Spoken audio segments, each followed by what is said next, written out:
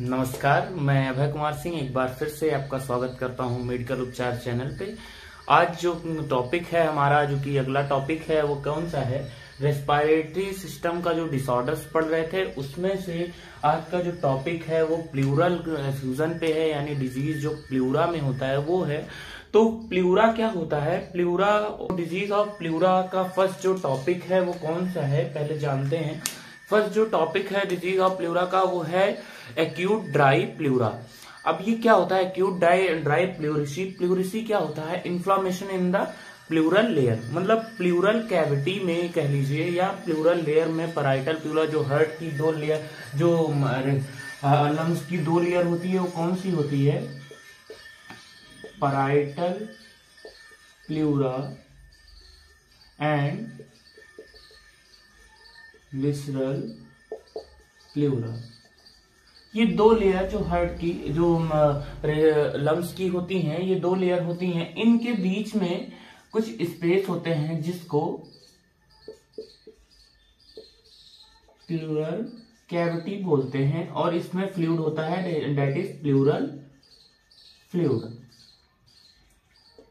तो इस लेयर के, इन दोनों लेयर के बीच में, या इस लेयर में, या दोनों लेयर में कौन सी एबनॉर्मलिटीज, कौन से एबनॉर्मल हो जाते हैं जिसके वजह से जो डिजीज है वो डेवलप होता है। तो इसके कॉजेस क्या है, सबसे पहले देखते हैं इसके इंट्रो।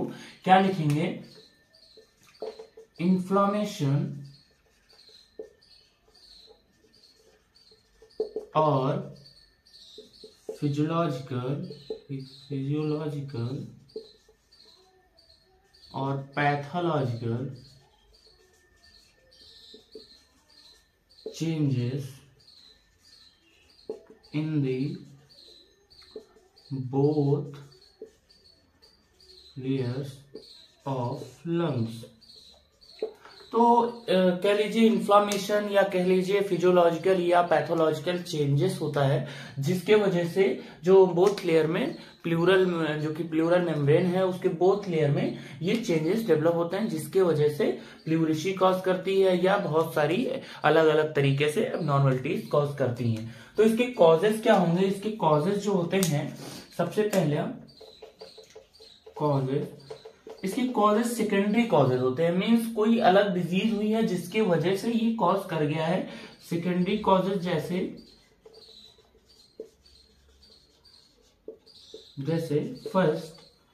फर्स्ट सबसे बड़ा जो कॉज है वो क्या है? TB. Second trauma.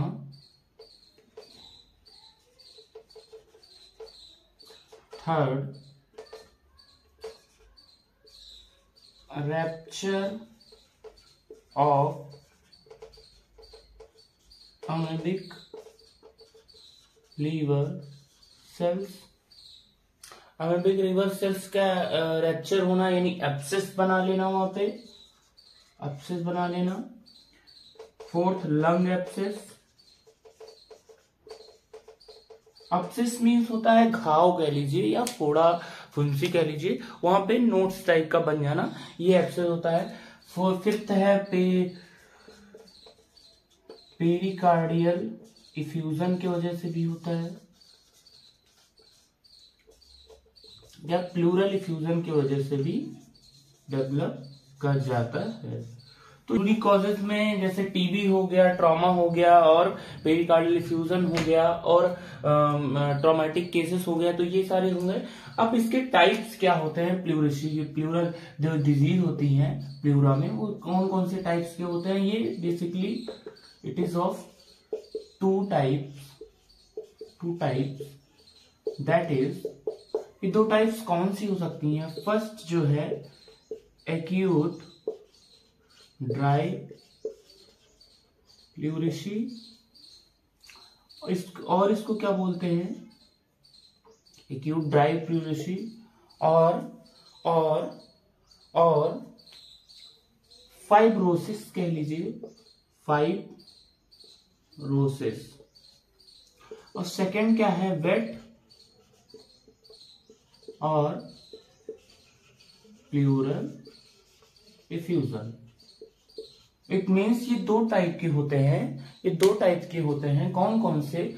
Acute dry pleurisy और दूसरा प्लूरिसी है वो कौन सा है? वेट और प्लूरल इफ्यूजन। यानी वहाँ एक्यूट ड्राई प्लूरिसी क्या होती है? जब मान लीजिए वहां पे जो प्लूरल कैविटी है उसके बीच में जो फ्लूइड है वो पूरी तरीके से सूख जाए, या उसके बीच में जो लेयर्स हैं वहां पे फ्रिक्शन डेवलप हो जाए, जिसकी वजह से जो वेट एक्यूट ड्राई है वहां पे ड्राई सरफेस हो जाए, जिसकी वजह से मॉइस्ट ना रह जाए और वहां पे इन्फ्लामेशन डेवलप हो जाए। इस कंडीशन को एक्यूट ड्राई प्लूरिसी कहते हैं। अब एक्यूट ड्राई प्लूरिसी को पढ़ते हैं। एक्यूट ड्राई प्लूरिसी क्या होता है? It is the inflammation in the thicken, it is the inflammation in the pleural cavity that is causes thicken of the pleural cavity, and also the friction also develops the friction into the pleural cavity. Inflammation in the pleural cavity that cause due to friction in the cavity.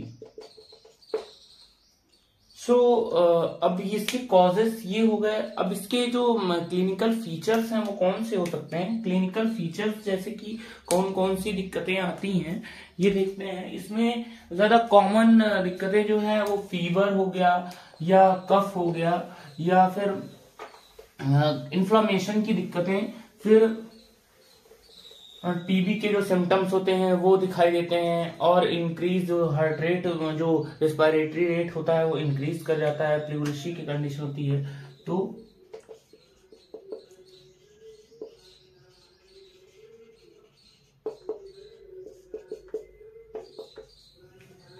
Clinical features, first fever, weight loss, loss of appetite,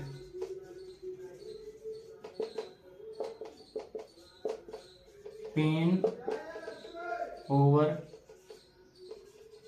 affected area,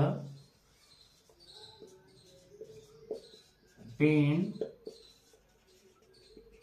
during sneezing, cough, etc. cough, weakness,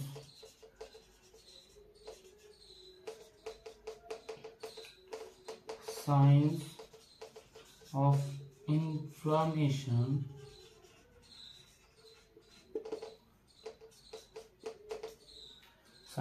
inflammation, और respiratory rate increase कर जाती है। तो ये सारे clinical features जो होता है वो देखने को मिलता है एक्यूट ड्राई प्लूरिसी में। अब इसकी जो एक्यूट ड्राई प्लूरिसी है इसमें तीन जो, जब ड्यूरिंग एग्जामिनेशन, जब हम चेस्ट एग्जामिनेशन करेंगे तो उसमें क्या देखने को मिलेगा? फर्स्ट, ड्यूरिंग इंस्पेक्शन, जब हम जो लंग्स है उसको इंस्पेक्ट करेंगे, यानी हम देखेंगे, तो क्या देखेंगे? जो मूवमेंट है chest movement, that is lungs movement, वो डिक्रीज्ड लंग्स और chest movement over affected side.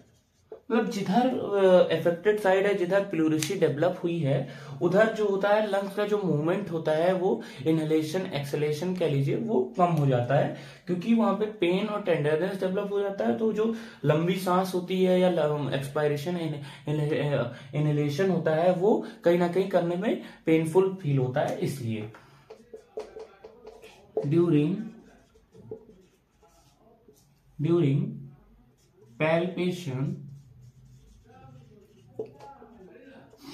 Palpation करने के दौरान क्या देखने को मिलता है? वोकल फीमाइटस प्रेजेंट होता है, बट लेकिन जब प्लूरल इफ्यूजन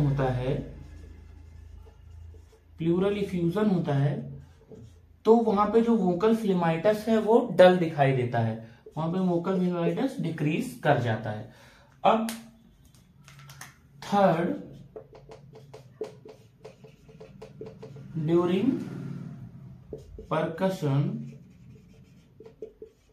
जब परकस करेंगे तो क्या देखेंगे, वहां पे जो साउंड है, जो ड्यूरिंग परकशन, जब हम ऐसे परकस करेंगे ऐसे, तो ये जो साउंड आ रही है वो वहां पे साउंड जो होती है वो डिमिनिश्ड आएगी। डिमिनिश्ड मीन्स रिड्यूस साउंड आएगी, दैट इज द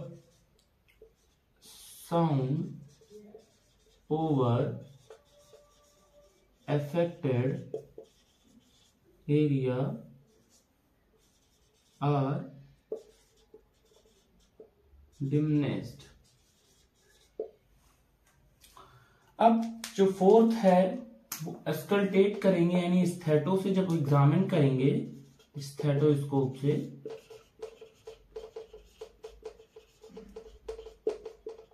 एस्कल्टेशन के टाइम जब स्थेटो से एग्जामिन करेंगे तब हम क्या देखेंगे,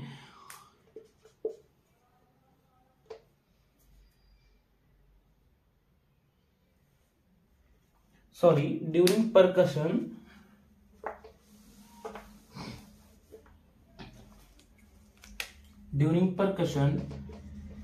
पेन और टेंडरनेस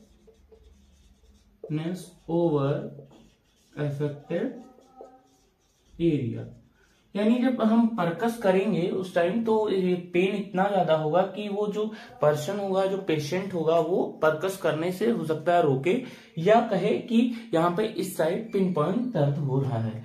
तो एस्कल्टेट में डिमिनिश साउंड एस्कल्टेट में मिलेगा। जब हम एस्कल्टेट करेंगे, जो साउंड होती है वेस्कुलर ब्रीदिंग और ब्रोंकियल ब्रीदिंग, या जो भी है वेस्कुलर ब्रीदिंग है या ब्रोंकियल ब्रीदिंग है, तो उस अफेक्टेड एरिया में जो साउंड होगी वो डिमिनिश्ड मिलेगी। अब इसके जो क्लिनिकल फीचर्स हो गए, अब इसके इन्वेस्टिगेशन क्या होंगे। इन्वेस्टिगेशन अगर करेंगे तो इसमें सबसे पहला चेस्ट एक्सरे जो मोस्ट इंपॉर्टेंट है, investigation, first chest x-ray, posterior anterior view, then CBC। CBC में क्या, TLC जो होगा वो बढ़ाएगा, इसको देखने के लिए CBC करवाएंगे। अब इसकी जो इन्वेस्टिगेशन होंगे, इंपॉर्टेंट इन्वेस्टिगेशन, प्रोविजनल डायग्नोसिस बन जाएगी इससे। फिर इसका ट्रीटमेंट कैसे स्टार्ट करेंगे, फाइनल डायग्नोसिस देखने के बाद इसका ट्रीटमेंट जो होगा, ट्रीटमेंट फर्स्ट कौन सा ट्रीटमेंट हो सकता है, सबसे पहला उसको बेड रेस्ट बोलेंगे, बेड रेस्ट। सेकेंड उसको क्या, एंटीबायोटिक चलाएंगे, एंटीबायोटिक्स कौन सी, एजिथ्रोमाइसिन यानी एजी, या ऑगमेंटिन, या